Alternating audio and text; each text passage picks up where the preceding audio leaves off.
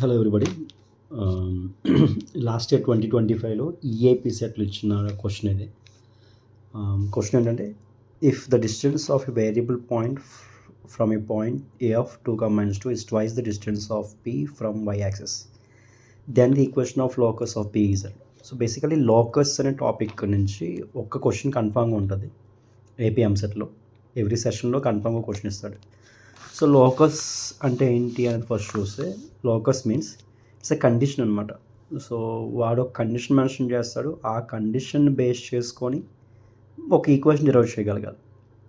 ఇప్పుడు అంటే ఎలా డిరైవ్ చేస్తాండి, locus of a point which satisfy every point on the locus అనమాట. లోకస్ మీద ఉన్న ప్రతి పాయింట్ని సాటిస్ఫై చేయగలగాలి. సరే చూద్దాం. కండిషన్ అర్థమైతే సమ్ చాలా ఈజీ, వెరీ ఈజీ అనమాట. ఫస్ట్ ఆఫ్ ఆల్ మనం అర్థం అవ్వాల్సింది కండిషన్. ఫస్ట్ ఆఫ్ ఆల్ చూడండి, if the distance of a variable point from అడిగా, సో ఆ పాయింట్ని పి అనే పాయింట్ తీసుకోండి, where P of X comma Y బిది లోకస్ పాయింట్ అని తీసుకుంటాం. ఇప్పుడు పి అనే పాయింట్ నుంచి ఏ అనే పాయింట్కి ఉన్న డిస్టెన్స్ అంటే పిఏ ఈజ్ ఈక్వల్ టు ఏమన్నాడు, the twice the distance from P to y axis అంటే 2 into వై యాక్స్ డిస్టెన్స్ ఏమవుద్ది, మోడ్ ఎక్స్ అయినా గుర్తుందా? ఏదైనా ఎక్స్ వైఎక్స్ ఇలా పాయింట్ తీసుకొని point P of X comma y అంటే ఎక్స్ నుంచి పాయింట్ నుంచి ఎక్స్కున్న డిస్టెన్స్ వై అవుద్ది, పాయింట్ నుంచి వై ఎక్స్కున్న డిస్టెన్స్ ఎక్స్ అవుద్ది. రివర్స్లో తీసుకుంటాం మనం. ఎందుకు అంటే ఇది ఎక్స్ అనే వాల్యూ, ఇది వై అంటే ఆరిజిన్ నుంచి ఉన్న డిస్టెన్స్ ఎక్స్ కాబట్టి దీని ఆపోజిట్లో ఉన్న వాల్యూ ఎక్స్ అవ్వాలి. సేమ్ వే ఇది డిస్టెన్స్ వై కాబట్టి దీని ఆపోజిట్లో ఉన్న వాల్యూ వై అవ్వాలి. కాబట్టి PA is equal 2 into mod x.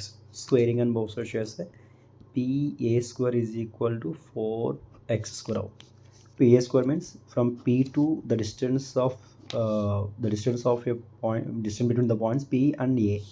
Now x minus 2 whole square plus y plus 2 whole square is equal to 4x square. Expand చేస్తే x square plus 4 minus 4x, again y square plus 4 plus 4y is equal to 4x square.